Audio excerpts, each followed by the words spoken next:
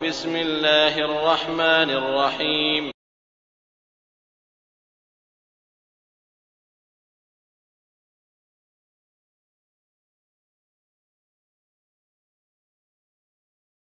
أعوذ بالله من الشيطان الرجيم. بسم الله الرحمن الرحيم. قل هو الله أحد الله الصمد لم يلد ولم يولد ولم يكن له كفوا أحد.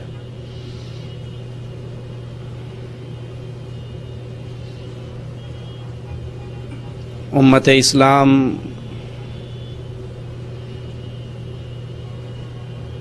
چونکہ اس کا نبی آخری نبی اور آخری نبی کی یہ آخری امت جس کی عمر بہت تھوڑی سابقہ امتوں کے مقابلے میں، لیکن اللہ کا کرم اور اللہ کا فضل، مالک کا انعام اس امت کے اوپر کہ اللہ نے نیکی اور خیر کے موسم اس کو بہت عطا کی، ایسی راتیں عطا کی، ایسے دن عطا کیے کہ ایک ایک دن میں ایک عمل کرنے سے، ایک روزہ رکھ لینے سے مالک اس امت کے انسانوں کے 2 سالوں کے گناہوں کو معاف کر دیتا۔ ایسی راتوں میں سے ایک رات بھی عطا کی کہ وہ ایک رات اگر عبادت کر لی جائے تو 1000 مہینوں کی عبادت سے بہتر ہے ایک رات کی عبادت۔ یہ اللہ کا خاص انعام ہے، یہ اللہ کا خاص فضل ہے ہمارے اوپر کہ نیکی اور خیر اور بھلائی کے ایسے ایسے موسم ہمارے لیے رکھے ہیں جن کے اندر انسان تھوڑی سی محنت، تھوڑی سی کوشش کے بعد نیکیوں کے انبار اپنے نام اعمال میں لکھوا لیتا ہے۔ انہی موسم میں سے یہ ہمارے دن ذی الحجہ کا پہلا عشرہ، یہ 10 دن وہ عظیم دن ہے کہ سال کے سارے دنوں کے اندر ان دنوں سے بہتر کوئی دن نہیں ہے۔ اگر راتوں کو دیکھیں تو رمضان کے آخری عشرے کی راتیں سال کی تمام راتوں سے افضل ہیں، اور اگر دنوں کو دیکھا جائے تو یہ ذی الحجہ کے پہلے دن 10 دن تمام دنوں کے اندر افضل ترین اعمال ہیں۔ ان دنوں میں انسان جو نیکی کرتا ہے، جو اعمال کرتا ہے، وہ اللہ کو بڑے ہی محبوب ہیں۔ رسول کریم صلی اللہ علیہ وسلم فرماتے ہیں اس دنوں میں نیکی کرنے والا جب نیکی کرتا ہے، ان دنوں کے علاوہ باقی دنوں میں کوئی نیکی اس کے برابر نہیں ہو سکتی، اس کے مقابلے پر اور کوئی دن کی نیکی نہیں گنی جائے گی۔ صحابہ کرام کہتے ہیں یا رسول اللہ صلی اللہ علیہ وسلم، کیا باقی دنوں کا جہاد بھی اس کے برابر نہیں ہے؟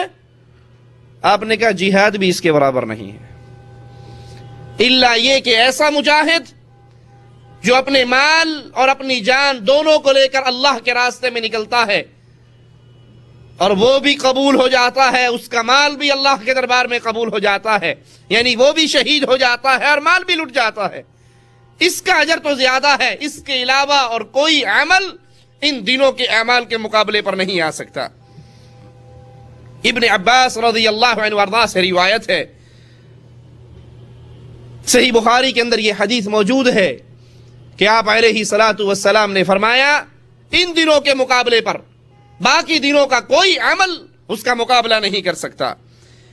ابن عمر رضی اللہ عنہما سے روایت ہے، فرماتے ہیں رسول کریم صلی اللہ علیہ وسلم نے فرمایا ان 10 دنوں سے بڑھ کر کوئی فضیلت والا دن نہیں ہے، یہ دن ضائع کرنے کے لیے نہیں، یہ دن شاپنگ میں وقت برباد کرنے کے لیے نہیں، بلکہ یہ افضل ترین ایام ہے سال کے، اور ابن عمر کہتے ہیں اللہ کے رسول علیہ الصلوۃ والسلام نے فرمایا ان دنوں کے مقابلے پر اور کوئی دن ان سے زیادہ فضیلت اور عظمت والا نہیں ہے، اور کوئی عمل بھی ان دنوں کے عمل سے بڑھ کر نہیں ہے۔ ان دنوں میں زیادہ سے زیادہ اللہ کی حمد و ثنا، تسبیحات، تکبیرات، لا الہ الا اللہ، اللہ اکبر، یہ آوازیں بلند کیجئے۔ اس سے انسان کو مالک کے دربار میں درجات کی بلندیوں کا انعام ملتا ہے۔ چاند نظر آنے کے بعد یہ ایام شروع ہوئے۔ اب ان ایام کے اندر تمام نیکیاں بڑی عظیم ہیں، لیکن سب سے بڑی نیکی اللہ کا ذکر ہے، اور اس ذکر کے اندر بھی بہترین ذکر رسول کریم صلی اللہ علیہ وسلم ہمیں سکھا رہے ہیں، لا الہ الا اللہ۔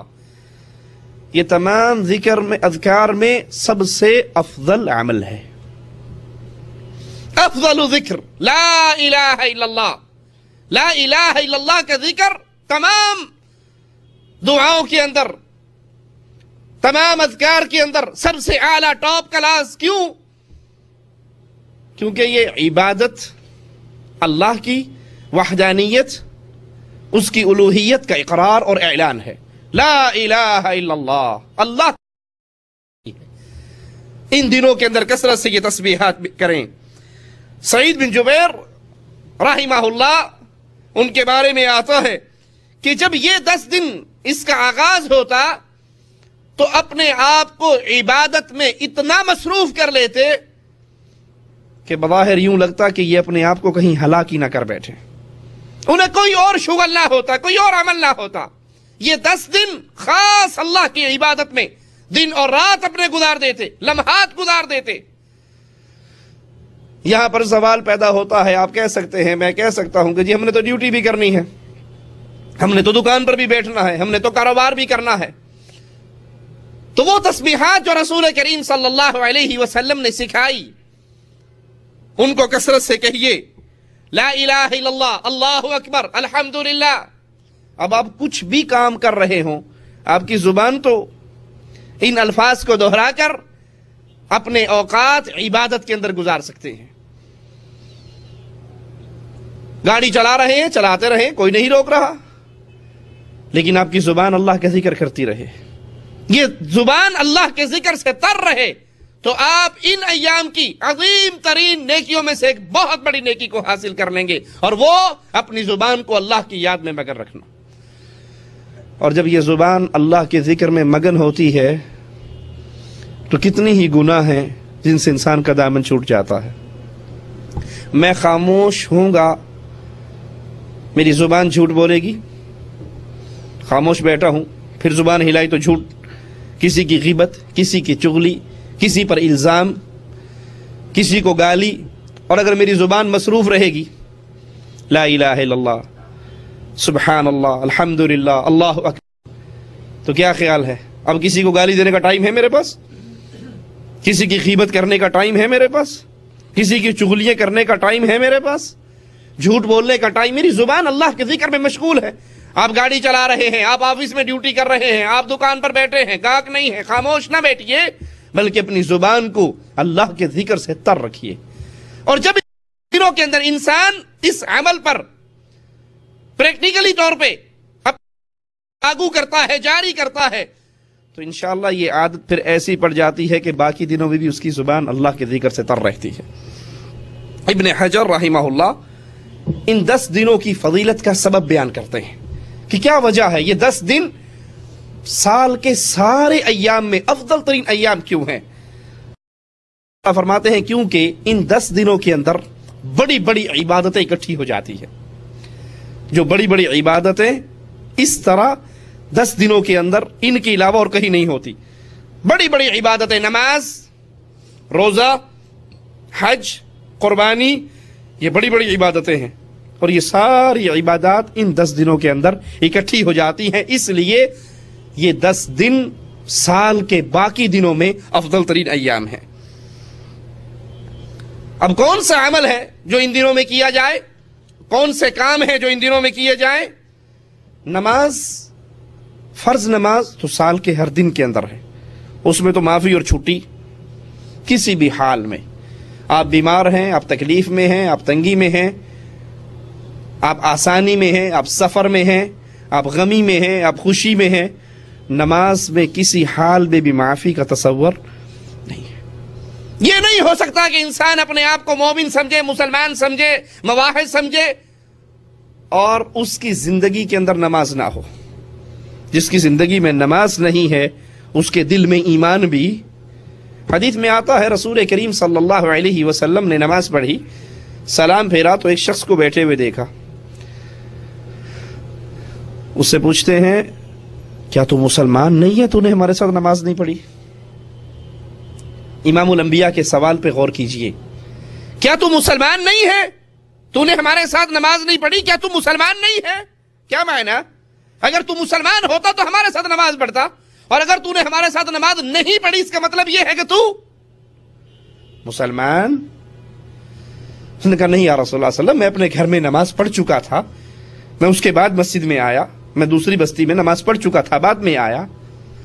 جو مسلمان ہے نماز اس کے لیے لازمی ہے، اور جو نماز کو چھوڑ رہا ہے تو ایمان اور اسلام اس کے دامن کو چھوڑ کے، یہ ہمارے دور کے اندر مسلمان پیدا ہو گئے ہیں جو ماشاءاللہ کلمہ گو ہیں، مسلمان ہیں، اقامے پر مذہب ان کا اسلام لکھا ہوا ہے، ختنہ انہوں نے کروائی بھی ہے، لیکن جب انڈیا پر کرکٹ میچ لگتا ہے تو نمازیں ان بھول جاتی ہے، جب فلم چل رہی ہوتی ہے تو نماز ان کو بھول جاتی ہے، جب کوئی ڈرامہ چل رہا ہو تو نماز ان کو بھول جاتی ہے، جب بیگم صاحبہ سے گپیں چل رہی ہوں تو نماز ان کو بھول جاتی ہے، جب دوستوں کی مجلس لگی ہوئی ہو تو نماز ان کو بھول جاتی ہے، اور اس کے باوجود اپنے آپ کے بارے میں وہ یہ غور اور یقین اور پختگی کے ساتھ کہتے ہیں کہ ہم مسلمان ہیں، ہمیں کون کافر کہہ سکتا ہے، ہم پکے مسلمان ہیں، اور نماز ان کی زندگی میں موجود نہیں ہے۔ یہ آج کے دور کا مسلمان ہے، نبی کے دور کے اندر ایسے مسلمان موجود۔ ابو ہریرہ رضی اللہ عنہ وارضاہ فرماتے ہیں صحابہ کا مسئلے پر اجماع تھا، اکٹھے تھے تمام صحابہ، کسی صحابی سے اس مسئلے پہ اختلاف نہیں موجود ہے، ذکر نہیں ہے کہ انسان اگر نماز کو چھوڑ دیتا تو وہ کافر ہو جاتا ہے۔ ہم کسی عمل کے ترک کرنے کو کفر نہیں جانتے تھے سوائے نماز کے ترک کرنے کو۔ نبی کریم صلی اللہ علیہ وسلم کے دور کے نمازی کیسے تھے؟ سیدنا عمر رضی اللہ عنہ وارضاہ زخمی ہو گئے، لہو لہان ہو گئے، جب ہوش آئی تو پہلا سوال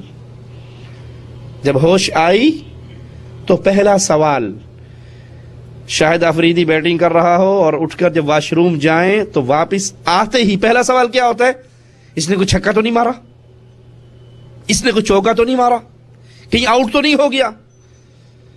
لا حول ولا قوت الا باللہ۔ اذان ہو رہی ہے، سن رہے ہیں، مؤذن حی علی الصلاۃ کہہ رہا ہے، حی علی الفلاح کہہ رہا ہے، کان میں پردہ سماعت سے یہ آواز ٹکرا رہی ہے، لیکن کیا کریں؟ کرکٹ کا بھوت اتنا سوار ہے، بسنت کے پتنگ اڑانے کا بھوت اتنا سوار ہے، شادی اور بیاہ کا فنکشن، وہ خوشی اتنے عروج پہ پہنچی ہوئی ہے کہ آج تو ولیمے کی دعوت ہے، آج تو نکاح کا دن ہے، آج تو شادی کا دن ہے، آج کون نماز پڑھتا ہے؟ آج تو ابو فوت ہو گئے ہیں، آج امی مر گئی ہے، آج بھائی مرا ہے، آج کی نمازیں کون پڑھے گا؟ ہم تو غم کے اندر ہیں۔ مومن غم میں ہو، خوشی میں ہو، تفریح میں ہو، آسانی میں ہو، جنگ میں ہو، جہاد میں ہو، نماز کو مومن کبھی بھولا نہیں کرتا۔ سیدنا عمر رضی اللہ عنہ وارضاہ کو ہوش آیا تو پہلا سوال، کیا میں نے نماز پوری کر لی تھی؟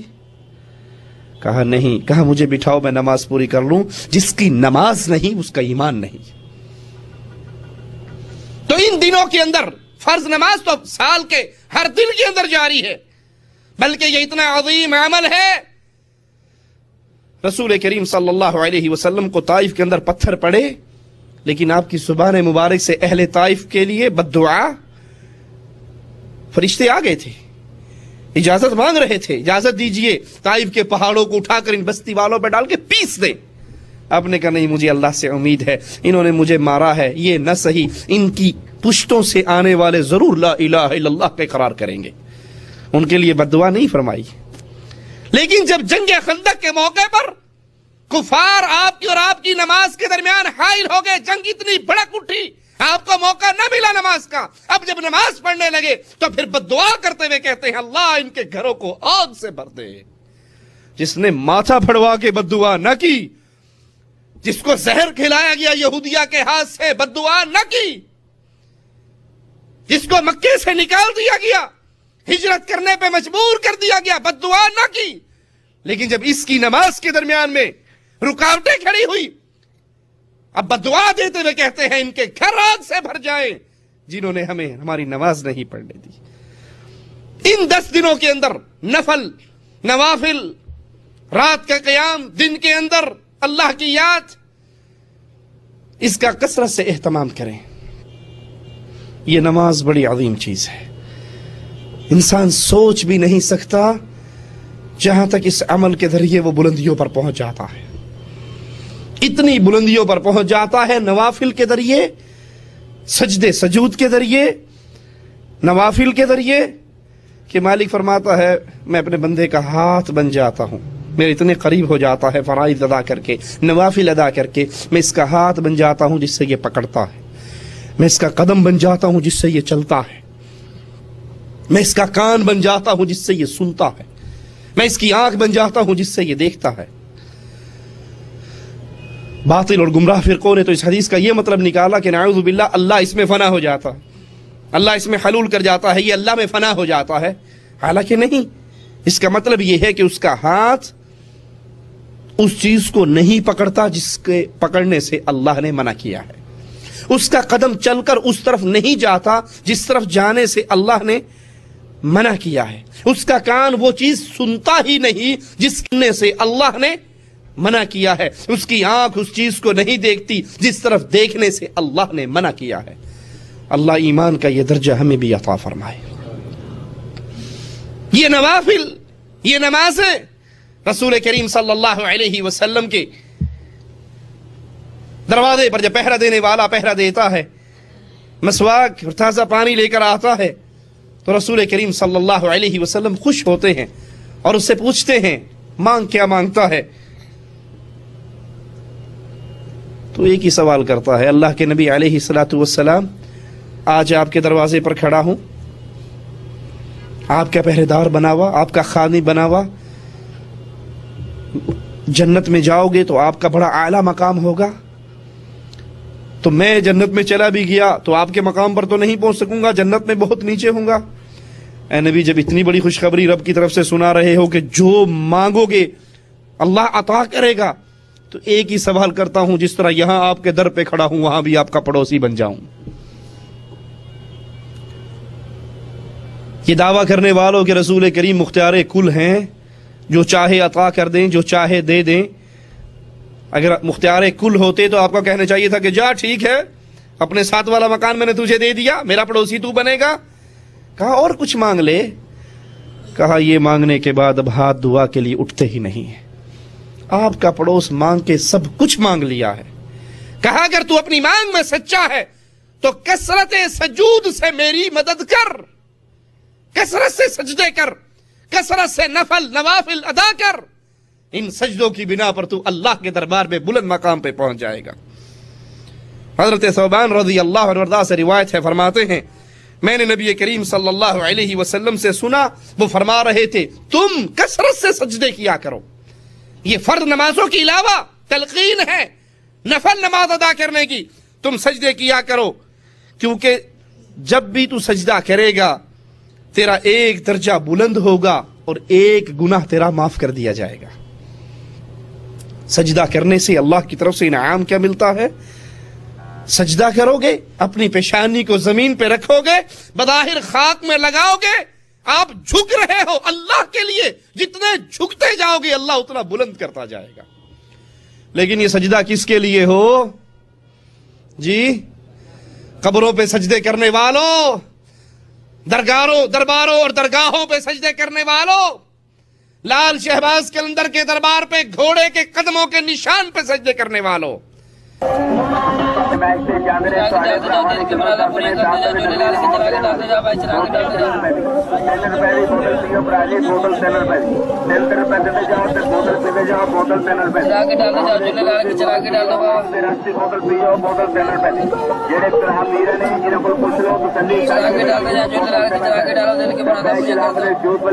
پہچان کرو آپ پیو اپنے یار دوستوں پلاؤ بوتل چینل پہ اللہ کی مہربانی سارا میلہ پھر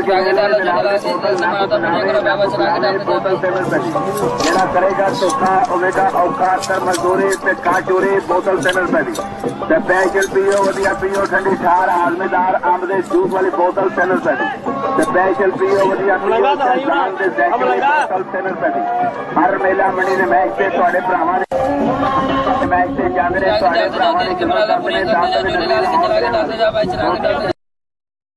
بوتل پیو براجی بوتل چینل پہ دل کر پہ دے جاؤ تے بوتل پی دے جاؤ بوتل چینل پہ راستی بوتل پیو بوتل چینل پہ جڑے طرح میر نے جنہاں کو پوچھ لو تسلی جوس والی بوتلیں پہچان کرو آپ پیو اپنے یار دوستوں پلاؤ بوتل چینل پہ یا محفل موسیقی میں طاہر القادری کے قدموں میں سجدے کرنے والوں، یہ سجدہ اللہ کے لیے عبادت ہے، یہ غیر اللہ کا کرو گے تو تم اس کو اپنا معبود سمجھو گے، وہ تمہارا معبود ہے، باطل بن جائے گا اگر تم اللہ کو چھوڑ کر کسی اور کے لیے سجدہ کرتے ہو۔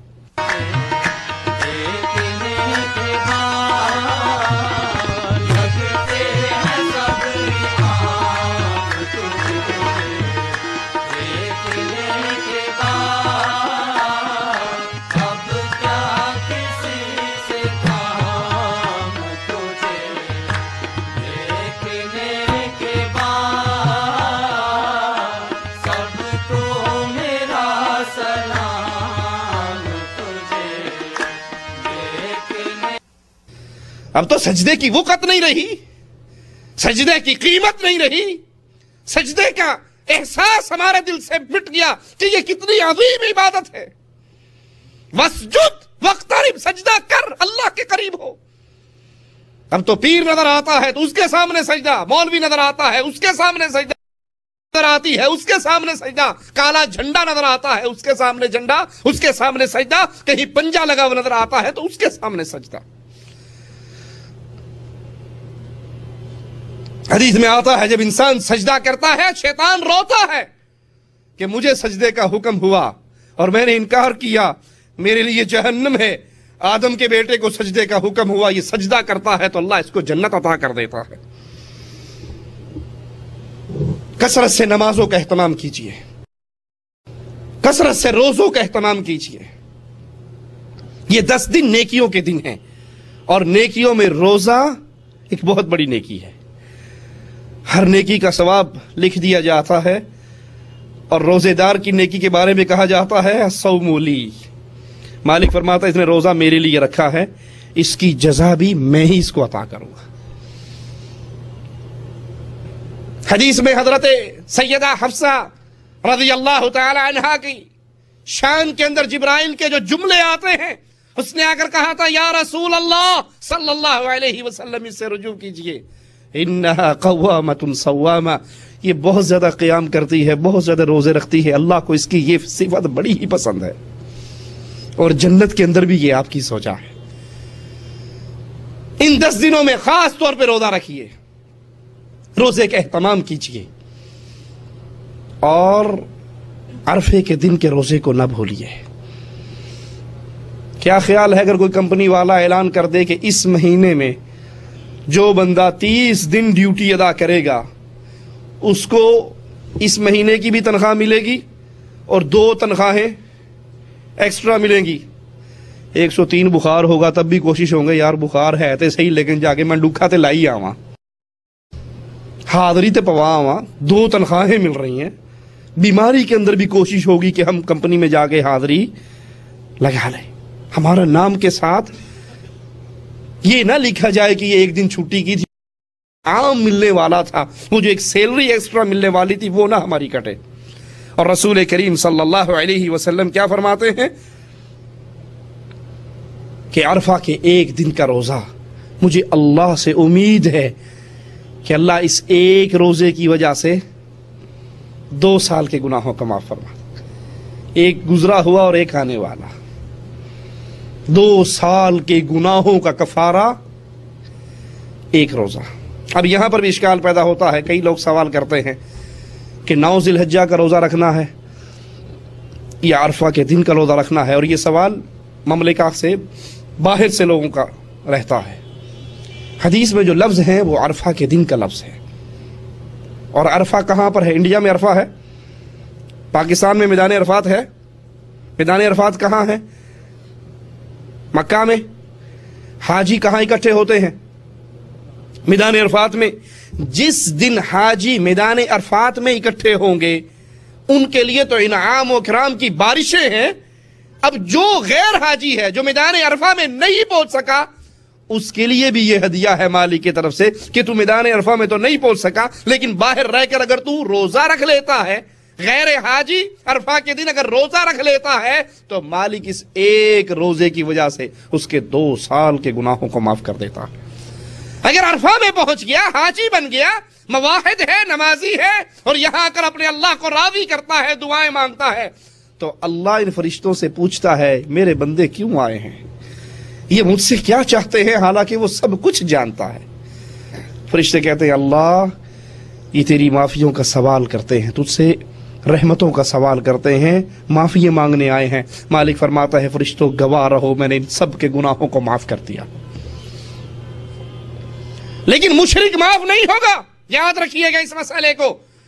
مشرک حج کرے، مشرک طواف کرے، غیر اللہ کا پجاری مکے میں آ کر بیت اللہ کے سامنے آ کر روئے، حجر اسود کو چومے، زمزم پیے، مینا میں آئے، عرفہ میں آئے، قربانیاں کرے، بال کٹوائے، مشرک جو مرضی کر لے، لا یغفر ان یشرک بہ، اللہ نے اس مشرک کو کبھی معاف نہیں کرنا۔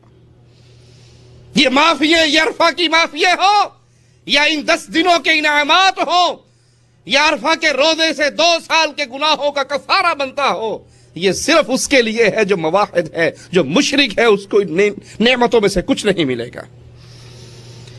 ان 10 دنوں کے اندر تکبیر یعنی اللہ اکبر، لا الہ الا اللہ، الحمدللہ، ان الفاظوں کو بلند کیجئے۔ ابن عمر اور ابو ہریرہ رضی اللہ عنہما خاص طور پہ ان دنوں میں بازاروں میں جاتے، شاپنگ کرنے نہیں، دنیا کی غرض و غایت سے نہیں، خرید و فروخت کے لیے نہیں، صرف اس تسبیح کو، تکبیر کو، لا الہ الا اللہ کے آوازے کو بازاروں کے اندر بلند کرنے کے لیے ابن عمر اور ابو ہریرہ رضی اللہ عنہما سے آتا ہے کہ وہ بازاروں میں جاتے، تکبیرات بلند کرتے، لوگ ان کو دیکھ کر تکبیرات کہتے۔ اور یہ سنت آج کل تقریباً فوت ہی ہو چکی ہے، بلکہ اگر کوئی بازار کے اندر اللہ اکبر کہتا وہ نظر آئے گا تو سارے بڑی عجیب نظروں سے دیکھتے ہیں کہ یہ کیا کام کر رہا ہے۔ حالانکہ ان دنوں میں مسجدوں کے اندر، گھروں کے اندر، بازاروں کے اندر، گاڑیوں کے اندر، جہاں پر آپ ہیں، یہ عظیم ترین عبادت ہے کہ یہ تسبیح آپ بیان کریں اور اللہ کی حمد و ثنا کی آوازیں کو بلند کریں۔ ابن عمر خیمے کے اندر سے تکبیر بلند کرتے، لوگ ان کی آوازیں کو سنتے اور پھر وہ بھی آپ کے ساتھ تکبیرات کو بلند کرتے، یہ آوازیں بلند کرتے۔ انسان دل بہلانے کے لیے گانے گاتا ہے، شعر و شاعری کرتا ہے، اکثر آپ نے دیکھا ہوگا، گنگناتے ہوئے لوگوں کو دیکھا ہوگا، تو یہ وقت کا ضیاع ہے۔ کم از کم زیادہ سخت فتویٰ نہ بھی لگے تو یہ وقت کا ضیاع ہے۔ اگر ان گانوں میں کوئی کفریہ جملہ ہے یا ساز اور موسیقی ساتھ مل جاتی ہے تو وہ حرام تک پہنچ جاتا ہے، لیکن اگر یہ تسبیحات اللہ کی حمد و ثنا، اللہ کی کبریائی، توحید کا نعرہ بلند کریں گے تو یہاں پر انسان کے درجات بلند ہوں گے۔ اسی طرح ان دنوں کے اندر افضل دن قربانی کا دن ہے۔ اس کی فضیلت میں رسول کریم صلی اللہ علیہ وسلم کا فرمان ابو داؤد کے اندر موجود ہے۔ اللہ کے نبی علیہ الصلاۃ والسلام فرماتے ہیں کہ اللہ کے ہاں سب سے بزرگی والا دن، سب سے عظیم دن یوم النحر، قربانی کا دن ہے، جس دن اللہ کے لیے خون بہایا جاتا ہے، جس دن اللہ کے لیے جانور ذبح ہوتے ہیں، یہ دن اللہ کے نزدیک تمام ایام میں افضل ترین دن ہے۔ اس کے بعد مینا میں قیام والا دن ہے، اور کچھ لوگوں نے یہ بھی کہا کہ عرفے کا دن افضل ہے، لیکن حدیث چونکہ واضح ہے، دو ٹوک ہے، ابو داؤد کی صحیح روایت ہے کہ اللہ کے ہاں سب سے افضل دن قربانی کا دن ہے، جس دن اللہ کے لیے جانور ذبح کیے جاتے ہیں، جس دن اس سنت کی یاد تازہ ہوتی ہے جب اللہ نے اپنے نبی ابراہیم علیہ السلام کو آزمایا تھا۔ سب سے لاڈلی چیز، سب سے پیاری چیز بڑھاپے کی اولاد ہے۔ انسان کو جوانی میں اولاد نہ ملے یا مل جائے تو اس کا احساس بڑھاپے میں جا کر ہوتا ہے، جب بوڑھا ہو گیا، ہڈیاں کمزور ہو رہی ہیں، اور اس کی اولاد اس کی انگلی پکڑ کے ساتھ چلنے والی، اس کا بازو بننے والی نہیں ہے، انسان کو اپنی تنہائی کا احساس ہوتا ہے۔ اور اللہ نے بڑھاپے کے اندر اولاد دی اور خواب میں دکھا دیا کہ میں اس کو ذبح کر رہا ہوں۔ اب ایک طرف اللہ کی محبت ہے، ایک طرف بیٹے کی محبت ہے۔ یہ قربانی صرف جانور خرید کے ذبح کرنے کا نام نہیں ہے، 5,000 کا بکرا، 10,000 کا بکرا، 8,000 کا بکرا، 20,000 کا بکرا، یہ خواہشات پر چھری چلانے کا نام قربانی ہے۔ مجھے یاد ہے ایک جگہ پر پاکستان میں کسی دوست کو میں ملنے گیا، ان کی مجلس میں بیٹھے ہوئے مغرب کی اذان ہو گئی۔ بڑے بڑے تجار تھے، وہ مالدار سامیاں تھی، پارٹیاں تھی۔ اب جب مغرب کا ٹائم ہوا، اذان ہوگی، ہم تو مسافر تھے، باہر سے آئے تھے، میں ان کے منہ کو دیکھ رہا ہوں اور ان کی گفتگو چل رہی ہے۔ چودھری جی میں 15,000 کا بکرا لیا ہے، دوسرا کہتا میں نے 20,000 کا لیا ہے، ایک کہنے لگا میں نے 4 بکرے لیے، میرا خیال ہے کافی رہیں گے 4 بکرے۔ میں اور میرے بڑے بھائی ڈاکٹر توفیق الرحمان، ہم دونوں تھے، گفتگو سنتے رہے۔ جب وہ اذان ہوئے 5-7 منٹ گزر گئے، میں نے کہا اذان ہو گئی؟ ہاں جی مولوی صاحب اوپر مسجد ہے، جا کے نماز پڑھ لو، اوپر مسجد ہے، جا کے نماز پڑھ لو۔ اور وہ نیچے فخر کر رہے ہیں، میں جی 15,000 کا بکرا لیا، میں نے 20,000 کا بکرا لیا، میں نے 25,000 کا، میں نے 4 بکرے لیے، میرا خیال ہے کافی رہے گا، اللہ راضی ہو ہی جائے گا، 4 بکرے دے رہا ہوں۔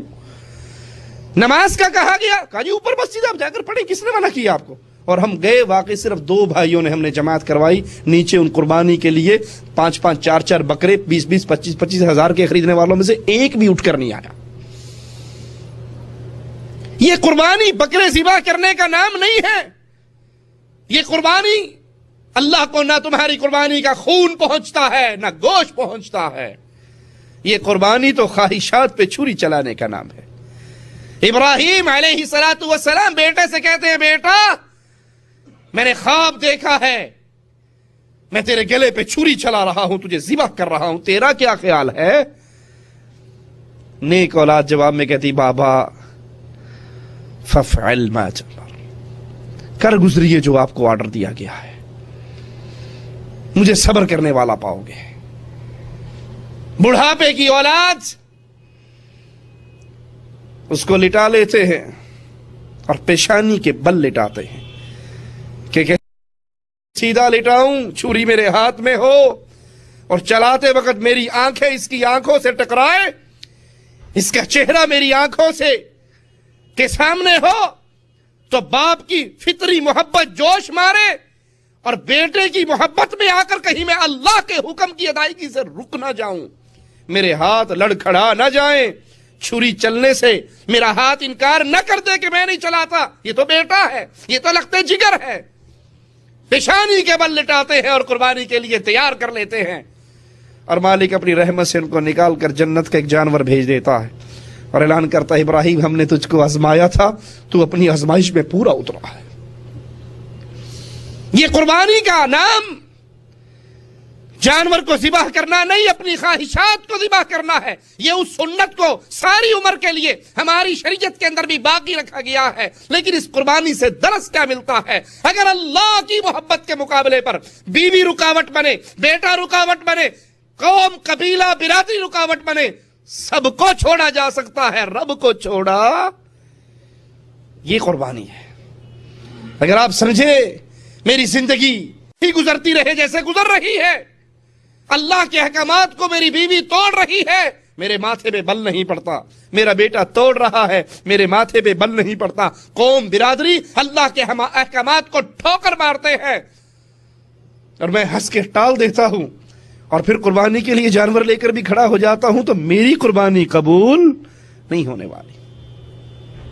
یہ قربانی تو سبق ہے، یہ قربانی تو درس ہے، یہ قربانی تو آپ کی اور میرے ایمان کا امتحان ہے۔ آپ نماز کے لیے بیوی کو اٹھاتے ہیں، اٹھو نماز پڑھو، ارے تو پڑھ لا، تو اپنی قبر جانا میں اپنی قبر جانا، میں نوں ٹائم لگے گا، پڑھ لاں گی، نہیں لگے گا نہیں پڑھاں گی، تو ٹھیکیدار ہے، تو کیا لگتا ہے، میرا دل کرے گا پڑھ لوں گی، نہیں کرے گا نہیں پڑھوں گی۔ کہتے اچھا ٹھیک ہے، بیوی جو ہوئی نہیں مانتی نہ ماننے۔ حاجی صاحب تسبیح لے کے اللہ اللہ کرتے ہوئے، لمبی داڑھی، ماتھے پر محراب، قدم اٹھا کر مسجد کی طرف جا رہے ہیں، بیٹا ڈش انٹینے کا ریموٹ لے کر چینل پہ چینل چینج کر رہا ہے، بدکاری اور بے حیائی کے سین دیکھنے کے لیے تلاش کر رہا ہے، اور یہ جا کر باقاعدہ نماز پڑھ کے پہلے آدھا گھنٹہ پہلے اذان کے وقت مسجد میں موجود ہیں، بڑا طویل ذکر و اذکار، قرآن کی تلاوت، نمازیں، واپس آتے ہیں، بیٹا وہیں پر ڈش انٹینے پہ بیٹھا بدماشی کر رہا ہے۔ کہا یہ اولاد جوان ہو گئی کی کہہ سکنے ہیں، ایک ہی چھت کے نیچے رہ رہا ہے، یہی بیٹا، یہی بیوی، یہی بھائی، یہی برادری، اس کے ساتھ محبت کا معاملہ، پیار کا معاملہ، سلوک کا معاملہ ہے، اور اللہ کے احکامات سے یہ کھیل رہے ہیں، ٹھوکرے مار رہے ہیں، تو وہاں پر اس کی غیرت جوش نہیں کھاتی، یہ کس منہ سے قربانی دینے کے لیے چلا ہے۔ میں آپ کو مثال دے کے سمجھاتا ہوں، یہی بیٹا جو نماز کے لیے نہیں اٹھتا، یہی بیوی جو نماز کے لیے نہیں اٹھتی، آپ ڈیوٹی کر کے باہر سے گھر میں آئیں اور بیٹا اٹھ کر بابا جی کا استقبال کرنے کے بجائے باپ کے منہ پہ تھپڑ مارے تو کیا خیال ہے؟ گال ملتے ہوئے کہیں گے جی پتر جوان ہو گیا ہے، کچھ بھی کر سکتا ہے، کیا کر سکتے ہیں، بیٹا جوان ہو گیا، جو جی چاہے کرے، آ کر بیٹھ جاؤ گے؟ کہو گے آج اس نے مجھ پہ ہاتھ اٹھایا ہے، میرے گھر میں رہ رہا ہے، میری چھت کے نیچے رہ رہا ہے اور میرے اوپر ہاتھ اٹھاتا ہے، اس چھت کے نیچے یا یہ رہے گا یا نکل جا میرے گھر سے۔ وہ ڈاٹا ہوگا میں نہیں نکلتا، کہا اچھا پھر میں نکل رہا۔ باپ نکل جاتا ہے یا نہیں نکل جاتا؟ اولاد کو چھوڑ کے باپ چلے جاتے ہیں نا، گھروں کو ترک کر دیتے ہیں، کیوں؟ اس کی عزت نفس پہ چوٹ پڑتی ہے، لیکن یہ اللہ کی شریعت پہ چھریے چلائے اور مجھے کوئی چوٹ نہ لگے، اس گھر میں اللہ کے احکامات کو توڑا جائے، اس کی مخالفت کی جائے، اور میں سمجھوں کہ قربانی کا بکرا خرید کے میں نے بڑا کردار ادا کر دیا ہے۔ قربانی درس ہے کہ اللہ کی محبت میں کائنات کے اندر کوئی بھی رکاوٹ بنے گا میں اس کو ٹھوکر مار دوں گا، رب سے دوستی خراب نہیں کر سکتا۔ میری اصل محبت اللہ سے ہے، ہر طرح کی خواہش، ہر طرح کی تمنائیں قربان کی جا سکتی ہیں، مالک کا حکم قربان۔ بیگم 100 دفعہ آپ سے ناراض ہوتی رہے، میری بہن کی شادی ہے، آپ کی سالی کی شادی ہے، میں نے جانا ہے، اور آپ کو پتا ہو اس شادی پہ ڈھول بجیں گے، گانے چلیں گے، مہندی کی رسم، ابٹن کی رسم، موم بتیاں سجی ہوئی مہندی کے تھالوں میں آئیں گی، لڑکی اور لڑکے رقص کرتے ہوئے مخلوط باہر نکلیں گے، بے حیائی بدماشی کے مناظر ہوں گے، یہ آپ کی بیوی ہے، اس سے کہو کہ اس گندی محفل میں تجھے نہیں جانے دوں گا، میری شریعت مجھے اس سے منع کرتی ہے۔ تیری بہن کی ناراضگی منظور ہے، رب کی ناراضگی منظور؟ قربانی اللہ کے لیے سال کے دنوں میں افضل ترین دن قربانی والا دن، خون بہانے والا دن، یہ افضل ترین ہے، کیونکہ ابراہیم علیہ السلام نے اپنی خواہشات کو اللہ کے حکموں کے سامنے ذبح کیا تھا۔ جو اس طرح قربانی کی عید کا انتظار کرتا ہے اسے مبارک ہو یہ قربانی، اور جو اپنے گھر کے اندر شیطان کے جھنڈے کو غالب کرتا ہے، رحمان کے جھنڈے کو مغلوب کرتا ہے، وہ کس منہ سے قربانی دے رہا ہے؟ نمبر 2 یاد رکھیے، یہ قربانی کا حق خالص اللہ کے لیے ہے۔ فَصَلِّ لِرَبِّكَ وَانْحَرْ، اللہ کے لیے نماز پڑھو اور کس کے لیے قربانی کرو؟ وانحر، اللہ کے لیے قربانی کرو۔ اگر کوئی شخص اللہ کے علاوہ، اللہ کے ساتھ ساتھ یا اللہ کو چھوڑ کر غیر اللہ کے لیے قربانی کرتا ہے، وہ اللہ کی عبادت میں شرک کر رہا ہے۔ یہ مشرکین مکہ کا فعل تھا۔ وہ دو جانور تیار کیا کرتے تھے، ایک قربانی کے لیے اللہ نام کا اور ایک بابا جی کے عرس کے نام کا، شاہ صاحب کی زیارت کے نام کا، پیر صاحب کی زیارت کے نام کا۔ ایک اللہ نام کا ذبح کرتے، ایک لات و عزا کے نام پہ ذبح کرتے۔ اگر لات و عزا کا جانور مر جاتا تو اللہ والا جانور اٹھا کر اس کو دے دیتے، لیکن اگر اللہ والا جانور مر جاتا تو لات و عزا کا جانور ادھر ٹرانسفر کہتا نہیں جی بابا لت باندھ دے گا ساڑی، یہ بڑی پہنچی ہوئی سرکار ہے تو بیڑا غرق کر دے گا اگر ہم نے اس کا جانور دائیں بائیں کیا۔ اگر کوئی شخص اللہ کی عبادت میں غیر اللہ کو شریک کرتا ہے، وہ شرک کا جرم کر رہا ہے۔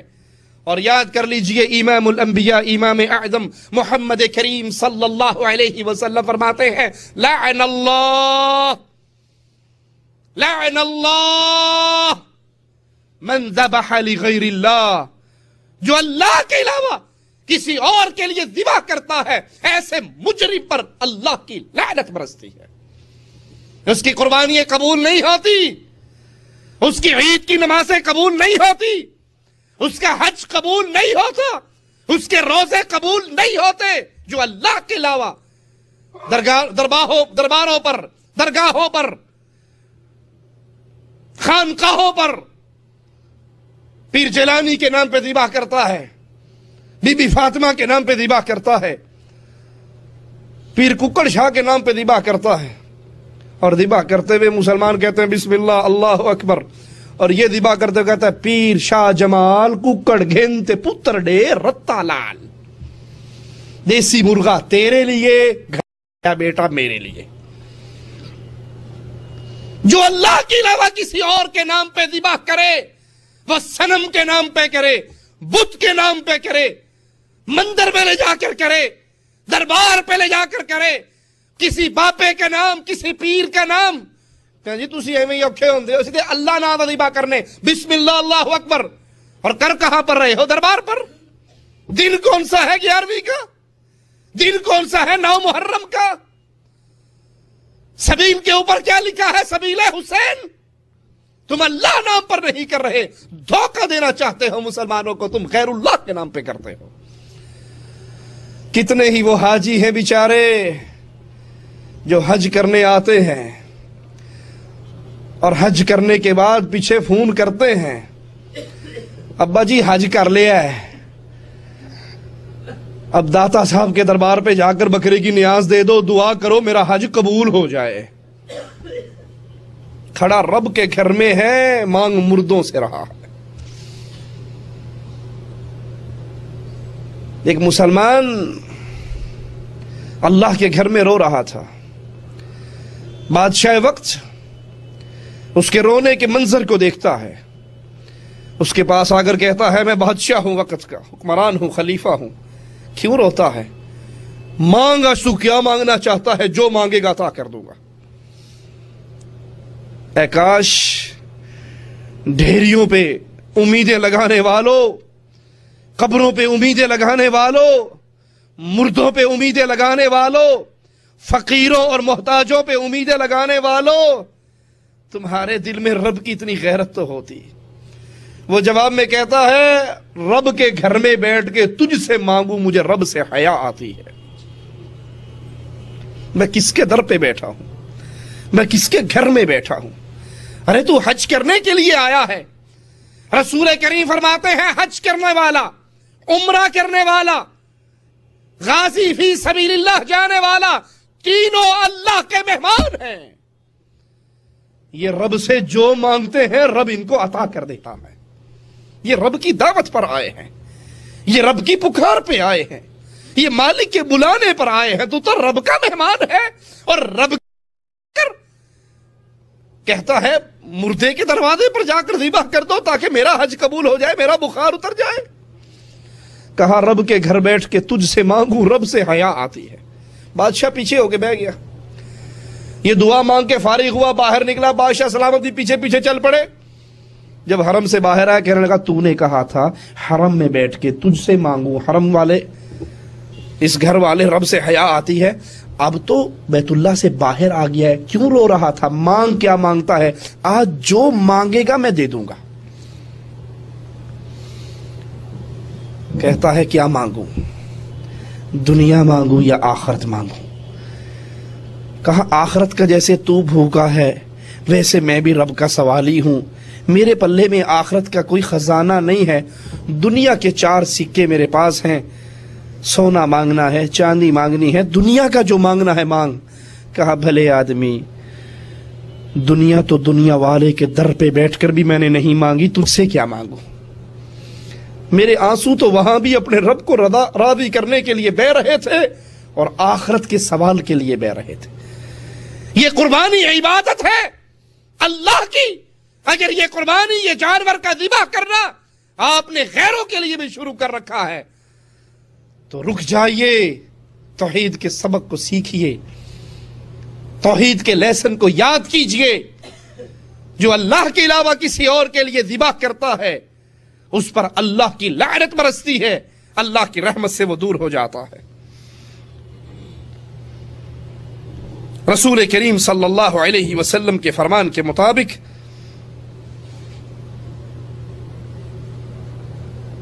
یہ قربانی والا دن افضل ترین دن ہے, بہترین دن ہے.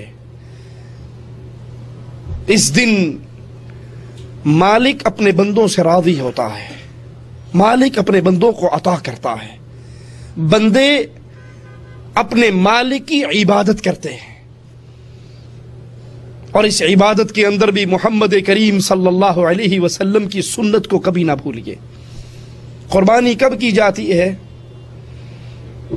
خطبے اور نماز کے, نماز اور خطبے کے بعد. قربانی کس کے لیے کرتے ہیں ہم؟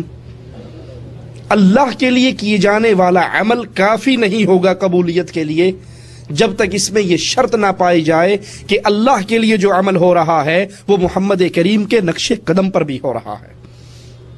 یہ قربانی والا دن ہے. لیکن اگر یہاں پر آپ اتباع محمد کریم کے درس کو بھول گئے, آپ عید کی نماز پڑھانے جا رہے, ایک صحابی کے گھر سے بہتا ہوا خون نظر آیا, پوچھتے ہیں یہ خون کیسا ہے؟ وہ صحابی کہتے ہیں اللہ کے نبی میں نے آج قربانی عید سے پہلے ہی کر لی ہے, اور اس وجہ سے پہلے کی ہے کہ قربانی کرنے کے بعد بہت شارٹ ٹائم بچتا ہے, گوشت بنانے کے لیے, بانٹنے کے لیے تاخیر ہو جاتی ہے. میں نے سوچا کیوں نہ آج قربانی میں عید کی نماز سے بھی پہلے ہی کر لوں. اور یہ سوچ کس کی ہے؟ نبی کریم کے صحابی کی, آپ کے شاگرد کی. اس سے پیارا دل ایمان والا کس کا ہو سکتا ہے؟ تو میں نے سوچا آج قربانی پہلے کر کے گوشت اکٹھا کر لیتا ہوں, بنا لیتا ہوں, نماز پڑھ کے آتے ہی سب سے پہلے میری قربانی والا گوشت یتیموں, فقیروں, مسکینوں, بیواؤں کے گھروں میں پہنچے گا, لقمے بن کے ان کے پیٹ میں اترے گا, مجھے اللہ کتنا ثواب دے گا. سوچ اچھی ہے یا بری؟ اچھی سوچ ہے. امام الانبیاء امام اعظم محمد کریم صلی اللہ علیہ وسلم فرماتے ہیں اے میرے ساتھی تیری قربانی نہیں ہوئی, تیری قربانی عظیم ترین دن, قربانی کا دن, عظیم ترین عبادت قربانی کی عبادت, لیکن امام الانبیاء فرما رہے ہیں تیری یہ عبادت قبول, تیری یہ قربانی قبول نہیں ہوئی. کہا اللہ کے نبی میری نیت تو اچھی تھی. کہا تیری نیت تو اچھی تھی لیکن محمد کی سنت کے مطابق عمل نہیں تھا. ہر مسئلے پہ یہ 10 دن ہو یا سال کے باقی دن ہو, ہر مسئلے پہ یاد رکھیے اللہ کے لیے کر رہے ہو ٹھیک ہے, لیکن کیا رسول کریم صلی اللہ علیہ وسلم کی سنت ہے, آپ کا طریقہ ہے؟ اگر آپ کا طریقہ ہے تو مبارک ہو, اور اگر آپ کے طریقے کے خلاف ہے تو پھر وہ عمل کتنا ہی بڑا کیوں نہ ہو اللہ کے دربار میں اس کو تولا بھی نہیں جائے گا. چونکہ اب ان دنوں کا آغاز ہے, ابتدا ہے, تو ہمیں کیا کرنا چاہیے؟ سب سے پہلے, اور اللہ سب سے پہلے کہنے والے کو عمل کی توفیق عطا فرمائے, اور پھر ہر سننے والے کو عمل کی توفیق عطا فرمائے. سب سے پہلے اپنے گناہوں سے توبہ کیجئے, خالص توبہ اللہ کے دربار میں رجوع کیجئے. جو خطائیں ہو چکی، جو غلطیاں ہو چکی، دل کو خالص کر کے. اور توبہ کا مطلب کیا ہے؟ جو گناہ کرتے رہے ہو ان گناہوں پر نادم ہو، شرمسار ہو، نہ کرنے کا عہد ہو اور ان سے مکمل برات ہو، مکمل بیزاری ہو. یہ نہیں کہ وہ گناہ کے سارے اسباب گھر میں موجود ہیں اور جب کہا مولوی صاحب نے توبہ کرو استغفر اللہ استغفر اللہ استغفر اللہ استغفر اللہ، اور وہ گھر کے اندر ڈش انٹینا لگا ہوا ہے، گاڑی کے اندر فلمیں اس کی نئے والیوم کیسٹ اور سی ڈی کی صورت میں موجود ہے، بدماشی عیاشی کے سارے سامان موجود ہے، شیطان کو راضی کرنے کا ہر چیز گھر میں سجا کے رکھی ہوئی ہے. اور مولوی صاحب اتنے پیارے دن شروع ہیں، میں اللہ کے دربار میں توبہ کرتا ہوں. یہ توبہ نہیں ہے، مذاق ہے. اگر توبہ کر رہے ہو ان بے حیائی کے سامان کو گھر سے نکال دو. وہ عمل جو اللہ کی ناراضگی کے عمل ہے ان سے برات کیجئے، شرمسار ہو، آئندہ نہ کرنے کا عہد کرے. اور اگر شیطان پھر کبھی وہ کام کروا دے تو جب تک روح یہاں پر آگے نہیں اٹکتی توبہ کا دروازہ کھلا ہے. اس پیارے موسم کا استقبال سچی توبہ کے ساتھ کیجئے. گناہوں سے توبہ طائب ہوں. اور گناہوں میں سب سے بڑا گناہ اللہ کی عبادت میں کسی اور کو شریک کرنا ہے. ہر گناہ معاف ہو سکتا ہے، ہر گناہ سے چھٹکارا مل سکتا ہے، معافی مل سکتی ہے، لیکن شرک اکبر وہ گناہ ہے اگر توبہ کر کے نہیں مرو گے، توحید پہ آ کر نہیں مرو گے تو اس گناہ سے معافی نہیں مل سکتی، بھلے کرنے والا نبی کا بیٹا کیوں نہ ہو، بھلے کرنے والا نبی کی بیوی کیوں نہ ہو، بھلے کرنے والا نبی کا چچا کیوں نہ ہو. یہ جرم اتنا بڑا ہے کہ اس سے معافی نہیں ملے گی. اللہ تعالیٰ نے حکم دیا ہے ہمیں قربانی کرنے کا. قرآن حکیم کی یہ آیت فصل لربک وانحر حکم کا درجہ رکھتی ہے کہ قربانی کیجئے. اللہ نے تمہارے لیے یہ جانور پیدا کیے ہیں، ان کو اللہ کے راستے میں قربان کیجئے. قربانی کرتے ہوئے رسول کریم صلی اللہ علیہ وسلم اللہ کا نام لے کر بسم اللہ اللہ اکبر کہہ کے جانور کو ذبح کرتے، قربان کرتے. صحیح بخاری میں ہے اللہ کے رسول صلی اللہ علیہ وسلم نے فرمایا کہ اللہ کے رسول صلی اللہ علیہ وسلم نے 2 سینگوں والا مینڈھا لیا، 2 مینڈے لیے، اپنے دستے مبارک سے بسم اللہ کہہ کر اللہ کا نام لے کر ان کو ذبح کیا. تو قربانی کرنے کو چاہیے کہ وہ اپنے ہاتھ سے قربانی کرے. کئی لوگوں جی ہم بہت چھوٹے دل کے ہیں، ہم تو یہ خون بہتا ہوا دیکھ بھی نہیں سکتے، خود کمرے میں بیٹھ جائیں گے اور قصائی کو بلا کہیں گے بے تو کر دے. آپ خود قربانی کر رہے ہیں. مومن کا دل تو بہت مضبوط ہوتا ہے، مومن چھوٹے دل والا کہاں ہوتا ہے. اپنے ہاتھ سے قربانی کریے، اپنی بیٹیوں سے قربانی کروائیے. یہ مسئلہ میڈ ان انڈیا پاکستان مسئلہ ہے کہ عورت کے ہاتھ کا ذبح مکروہ ہو جاتا ہے. سنا ہے نا آپ نے؟ کوئی کسی اہل حدیث کے گھر مرغی بھیج دے کہ ذبح کر دو اور بندہ گھر میں نہ ہو اور وہ مواحدہ عورت ذبح کر کے دے دے اور پڑوسیوں کو پتہ لگ جائے کہ یہ ذبح عورت نے کی ہے تو فوراً ہے جی تسی آپ پہ کھا لیا جی ہن ساڈے واسطے مکروہ ہو گئی. ابو موسیٰ اشعری رضی اللہ عنہ وارضا اپنی عورتوں کو حکم دیا کرتے تھے، اپنی بیٹیوں کو، کہ تم ذبح کرو. کچھ نہیں تو کم از کم بیوی سے کہو بکری کی ٹانگیں ہی پکڑ لے، ہیں خون نکلتے ہوئے آنکھیں بند کر کے پیچھے منہ کر کے نہ کھڑی ہو. ہونا تو یہ چاہیے کہ وہ اپنی قربانی اپنے ہاتھ سے ذبح کرے. اگر اتنا نہیں کرتی کم از کم اس کے ذبح کرنے میں مدد کرے. اور قربانی کرتے ہوئے جانور یاد رکھیے، گائے کی قربانی، اور گائے کے اندر مؤنث اور مذکر دونوں آ جاتے ہیں. اسی طرح بکری، اس کی قربانی، بھیڑ دمبا اس کی قربانی. کئی لوگ فون کرتے ہیں جی بھینس کی قربانی جائز ہے، مذکر مؤنث دونوں. تو احادیث کے اندر جن جانوروں کی قربانی کا حکم آیا ہے اس میں اونٹ، گائے، بکری، بھیڑ یعنی اس نسل سے جو جانور ہیں ان کی قربانی کرنی چاہیے. قربانی کرتے ہوئے یاد رکھیے اگر آپ خود نہیں کر رہے، کسائی سے کروا رہے ہیں، تو اس قربانی کے گوشت میں سے بطور اجرت اس کو کچھ نہیں دیا جا سکتا. قربانی کے گوشت میں سے، قربانی کی کھال میں سے بطور اجرت کسائی کو اس کو الگ سے پیسے دیجئے، اس میں سے اجرت نہیں دینی. اور خاص طور پہ وہ بھائی جو قربانی میں حصہ ڈالتے ہیں، قربانی میں حصہ ڈالتے ہیں نا، اونٹ میں، گائے میں، وہ حصہ ڈالتے ہوئے دیکھیں کہ اس کے حصے دار کون ہیں۔ مواحد 6 ہے، 7واں مشرک آ گیا تو سارے کا بیڑا غرق ہو گیا۔ 6 نمازی ہیں، 7واں بے نمازی آ گیا تو ساری کا بیڑا غرق ہو گیا۔ 6 حلال رزق کمانے والے ہیں، 7واں بینک مینیجر آ گیا تو بیڑا غرق ہو گیا۔ حصے دار مواحد کو بنائیے، مشرک کو نہ بنائیے۔ حصے دار، یہ تمیز پیدا کیجئے، اس منہج، اس سوچ، اس فکر کو عام کیجئے کہ ہماری محبتیں اہل توحید سے ہیں، اہل شرک سے ہماری کوئی محبت نہیں ہے۔ ہماری محبتیں نمازیوں سے ہے، بے نمازی سے ہمارا کوئی رشتہ، ارے بے نمازی جانور سے بھی گندا ہے۔ میں جذبات میں نہیں کہہ رہا، حقیقت میں کہہ رہا ہوں، بے نمازی جانور سے گندا ہے۔ اولئک کالانعام، یہ جانور ہیں، بلکہ جانوروں سے بھی گندے ہیں۔ کہیں گے مولوی صاحب نے بڑا سخت فتویٰ لگایا ہے، سمجھا بھی دیتا ہوں۔ کسی نے اپنے گھر کے اندر سیکورٹی کے لیے جانور رکھے ہوئے ہیں، بھینس بکری، اس کی سیکورٹی کے لیے کتا پالا ہوا۔ یہ کتا بیٹھا ہو، آپ پاس سے گزریں اور یہ کتا بیٹھا ہے کتوں کی مجلس میں، ابو، امی، چچا، بھائی، ماموں، خالو، ساری برادری بیٹھی ہے، اس کی 8-10 کتوں میں مجلس لگی ہوئی ہے۔ آپ پاس سے گزرتے ہیں، آپ نے اس کا نام ٹومی رکھا ہوا ہے، کہتے ہیں ٹومی، یہ باقی کتوں سے چھٹی لے گا، اجازت لے گا ان سے کہ جی معلش مجھے گفتگو یہیں پہ روکیے، میں واپس آتا ہوں۔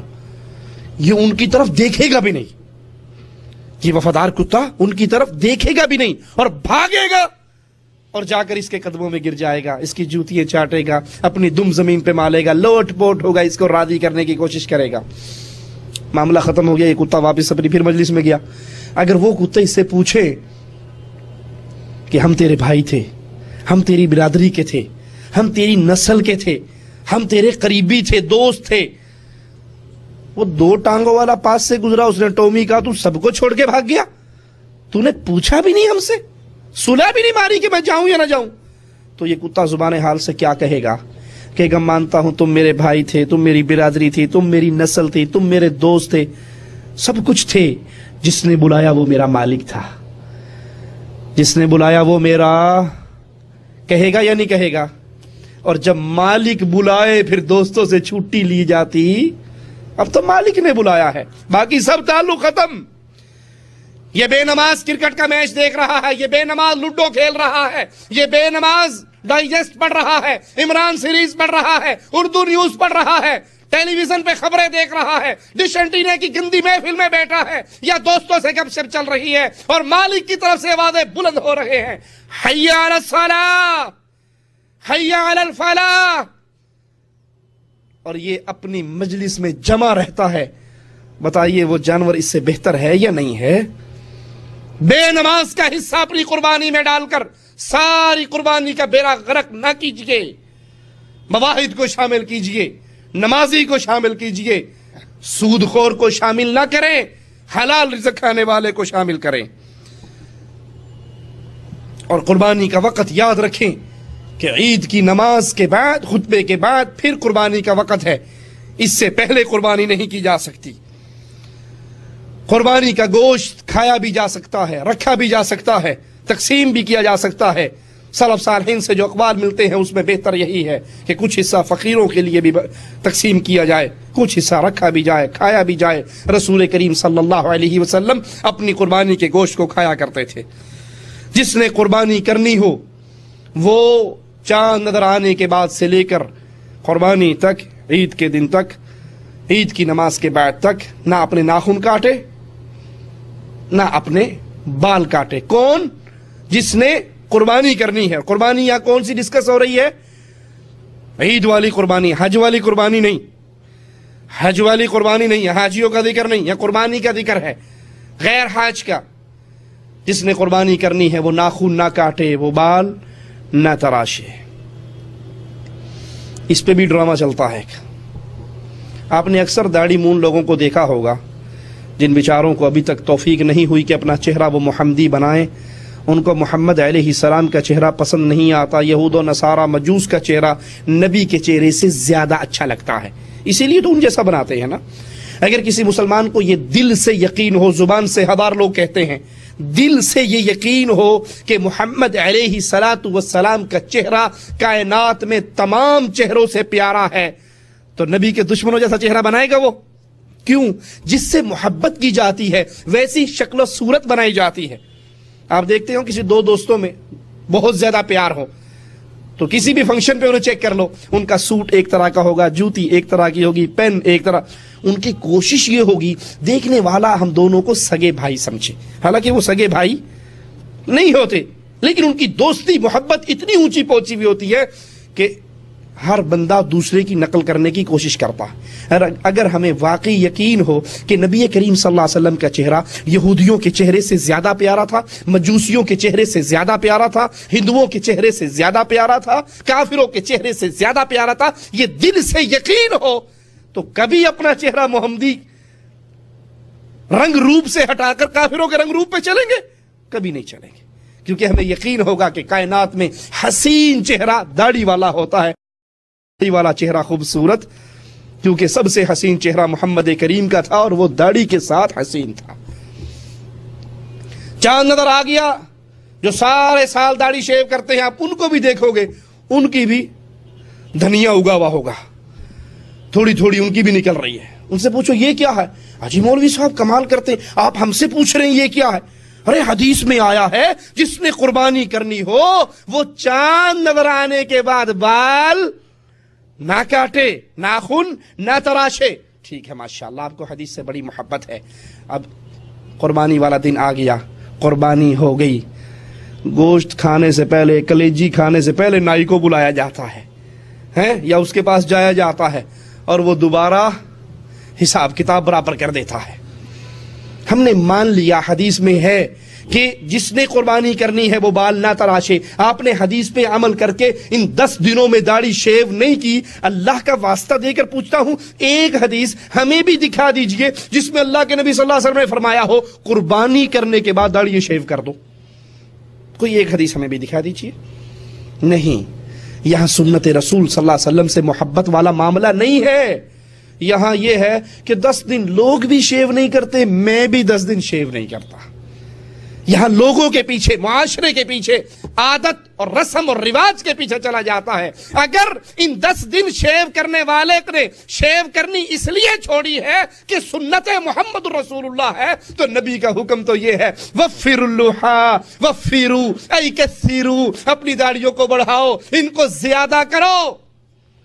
10 دن کے لیے داڑھی شیو کرنا جو چھوڑ رہا ہے وہ سنت رسول پہ عمل نہیں کر رہا، وہ جو لوگ کر رہے ہیں وہ کر رہا ہے۔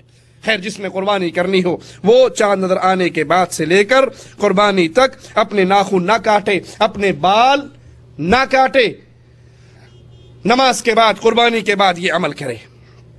اور اگر کوئی کاٹ لیتا ہے بھول کر تو اس پہ کوئی کفارہ نہیں ہے، استغفار کرے، اللہ اس کے گناہ کو معاف فرمائے گا۔ اسی طرح عید کے لیے جب چاہے تو عید کی نماز رسول کریم صلی اللہ علیہ وسلم نے فرمایا اپنی عورتوں کو بھی نکالو۔ اتنی شدت سے فرمایا کہ جس کے پاس، ایک عورت کے پاس چادر نہیں ہے وہ اپنی پڑوسن کی چادر ادھاری لے کر اس میں جائے۔ جس کے پاس چادر نہیں ہے وہ، اور چادر سے مراد یہاں برخے والی چادر ہے، پردے والی چادر ہے۔ اور اللہ رحم فرمائے اس مسلمان قوم پر، اندر 300 روپے کا کاٹن کا سوٹ پہنا ہوا ہے اور جو برخہ پہنا ہوا ہے وہ 700 روپے کا ہے۔ کاٹن کا سوٹ بالکل سادہ ہے اور جو برخہ کر کے یہ کاٹن کا سوٹ چھپانا تھا اس کے یہاں بھی کڑھائی ہے، اس کے یہاں بھی شیشے ہیں، اس کے پیچھے بھی موتی جھلمل جھلمل کرتے جا رہے ہیں۔ یہ وہ چادر ہے جس سے اس نے پردہ کرنا تھا۔ اگر اس چادر کو اتار دے تو ہو سکتا ہے کسی کی نظر نہ پڑے، لیکن یہ چادر، یہ برخہ، یہ فیشن کا لباس پہن کر نہ چاہتے ہوئے بھی انسان کی نظر پڑتی ہے کہ یہ کون جا رہا ہے۔ تو عید کے لیے نکلتے ہوئے کسی کے پاس چادر نہیں ہے وہ اپنی پڑوسن کی چادر لے کر جائے۔ کیا معنی؟ جائے ضرور لیکن بے پرد ہو کے، بے پردہ اپنی بیویوں کو اتوار بازار گھمانے والوں، شاپنگ سینٹروں میں چھوڑ کر دروازے پر، گیٹ پر واپس آ جانے والوں، یہاں عید کے لیے حکم ہے کہ عورت جائے، برخے کی چادر نہیں تو پڑوسن سے چادر ادھاری مانگ لے، اس کی چادر کے اندر چلی جائے۔ جس نے نماز نہیں پڑھنی وہ بھی جائے، وہ نماز میں شریک نہیں ہوتی تو کم از کم وہ مسلمانوں کی دعاؤں کے اندر شریک ہو جائے۔ اور اس وقت جاتے ہوئے دیکھا ہوگا اکثر مسلمان عورتیں فل تیار ہو کے، عید کا دن ہے، فل تیار ہو کے میک اپ کر کے، چوڑیاں پہن کے، خوشبوئیں لگا کے، جھنکارے پہن کے پھر وہ عید کی نماز پڑھنے جا رہی ہیں۔ یہ اب ثواب کمانے نہیں جا رہی، گناہ کمانے جا رہی ہے۔ رسول کریم صلی اللہ علیہ وسلم کا فرمان، جو عورت خوشبو لگا کے گھر سے نکلتی ہے اور اس کی خوشبو نامحرم مردوں تک پہنچتی ہے، فَهِيَ زَانِيَةٌ زَانِيَةٌ زَانِيَةٌ، یہ بدکار ہے، بدکار ہے، بدکار ہے۔ عید کے موقع پر مہندی لگانے سے آپ کو کوئی نہیں روک رہا، میک اپ کرنے سے کوئی نہیں روک رہا، چوڑیاں پہننے سے کوئی نہیں روک رہا۔ خوشبو یہ مرد کے لیے ہے، آپ کے لیے مہندی ہے۔ یہ تمام اعمال کیجئے، لیکن یہ اعمال کس کے لیے ہے؟ اس کا حقدار وہ مسکین ہے جو گھر میں بیٹھا ہے۔ یہ خامند کے لیے ہے۔ یہاں عید سے پہلے 1 گھنٹہ پہلے میک اپ کر کے تیار ہو کے عید پہ گئی، عید سے آتے ہی چونکہ کھانا پکانا ہے، خامند کو منہ دکھانے سے پہلے ہی منہ دھو کر کچن میں چلی جاتی۔ جس کے لیے میک اپ کرنا تھا اس کو دیکھنا نصیب، اور عورتوں کے اندر فخر کرنے کے لیے یہ کام کیا جاتا ہے۔ تو عید کی نماز پہ جاتے ہوئے ایسا لباس نہ پہنا جائے جس کے اندر فتنہ ہو۔ یہ چوڑیاں، یہ جھنکار والی چیزیں فتنے کی چیزیں ہیں، یہ غیر مردوں تک اس کی آواز پہنچنے کا ڈر ہو تو اس کو نہ پہنا جائے۔ عورتیں خوشبو لگا کر نہ جائیں اور ایک راستے سے جائیں دوسرے راستے سے آئیں۔ اللہ سے دعا ہے اللہ ہمیں عمل کی توفیق عطا فرمائے، جب تک زندہ رکھے، اسلام پر رکھے، جب موت دے اس حال میں دے، اللہ ہم سے راضی ہو، ہم اپنے اللہ سے راضی ہوں۔ کیا جانوروں یا جانداروں کی تصویر رکھنا جائز ہے؟ نہیں، تصویر بنانی بھی ہو تو بے جان چیزوں کی بنائی جائے، درختوں کی بنا لی جائے، سمندروں کی بنا لی جائے، لیکن کسی جاندار چیز کی تصویریں بنا کر ان کو فریم کروا کر سجانا یہ درست عمل نہیں ہے۔ اللہ ہمیں عمل کی توفیق عطا فرمائے۔ اقول قولی ھذا واستغفر اللہ لی ولکم ولسائر المسلمین فاستغفروہ انہ ھو الغفور الرحیم۔